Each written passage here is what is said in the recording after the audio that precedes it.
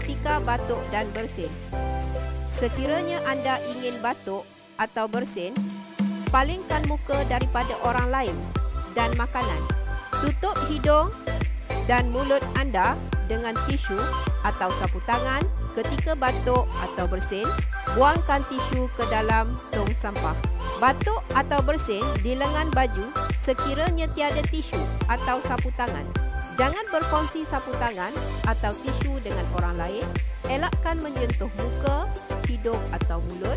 Cuci tangan dengan menggunakan air dan sabun atau hand sanitizer. Akhir sekali, gunalah topeng muka untuk melindungi diri anda dan juga orang lain.